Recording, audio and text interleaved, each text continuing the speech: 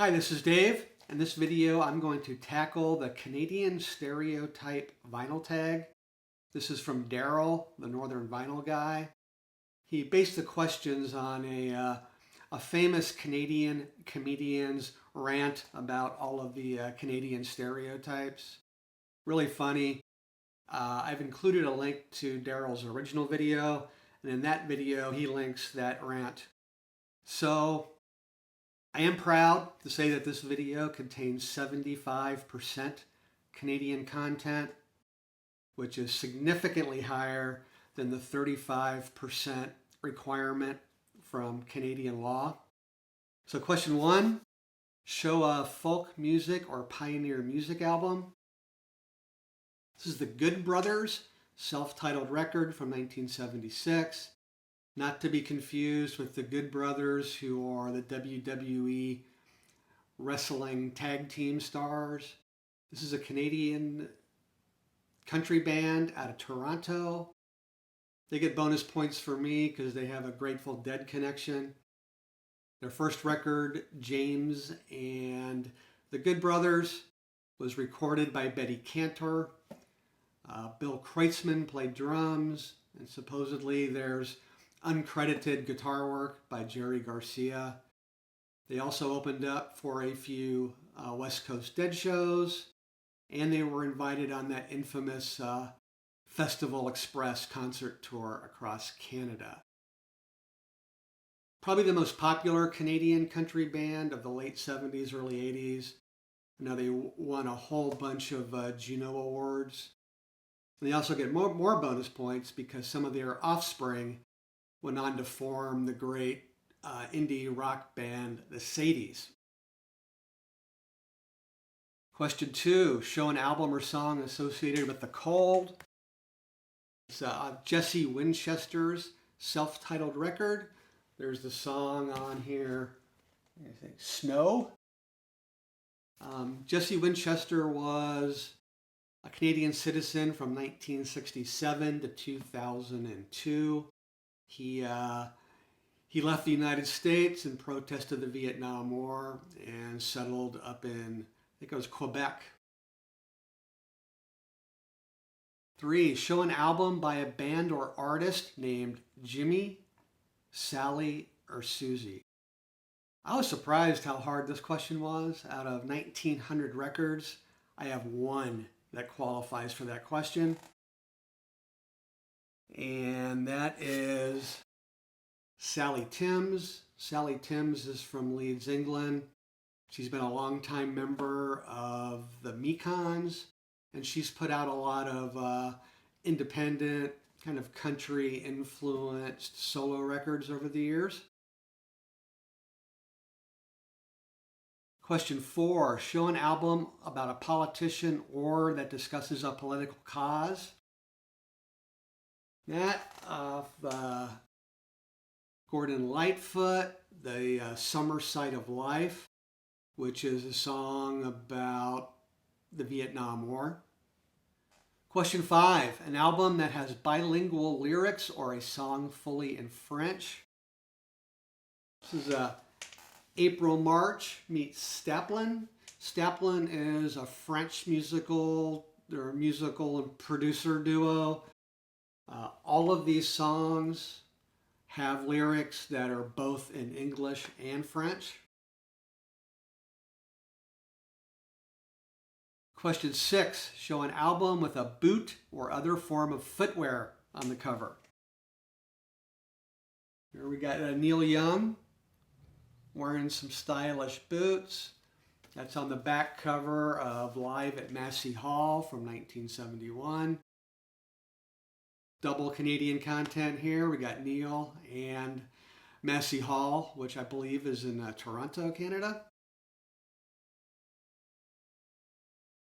Question seven, an album cover that is predominantly red, white, or a combination of the two, or has a maple leaf on it. I'm going to use the maple leaf part of the question. This is a record that was already shown by Brian at Embryonic Robot, but I'm using it for a different question, so I'm hoping I can get away with this. And this is Bob and Doug. As you can see on the back here, there is a Canadian maple leaf. It's a beauty, eh? 8, a song either about peace, promotes peace, or is played for a cause. This, the completely forgotten about Canadian band Ocean, the song Put Your Hand in the Hand. This was a huge hit, huge AM radio hit in the States in the early 70s. I remember having this single. This is kind of a gospel pop song that talks about kind of peace through faith. Ocean. Next, a band or duo that are either biracial, multi-ethnic, or made up of members of multiple countries. For this, I will choose out of the UK, the Specials. Matter of fact, the entire two-tone movement and the two-tone label, the whole purpose of it was integration. So the great Specials.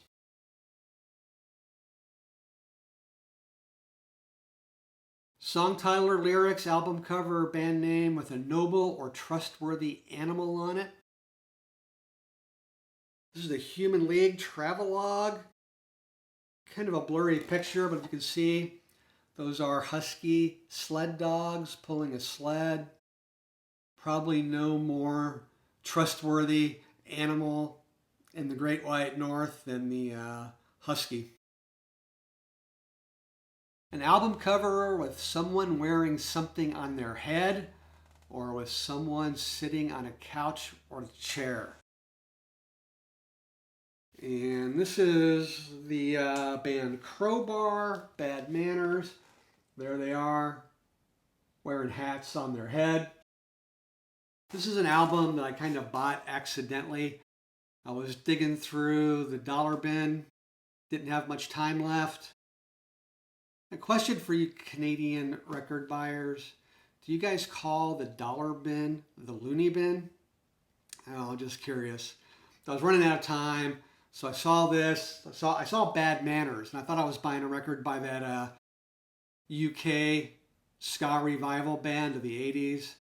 This is actually a Canadian band, kind of hippie, boogie rock from the early 70s. They had a huge hit off this record called Oh, What a Feeling.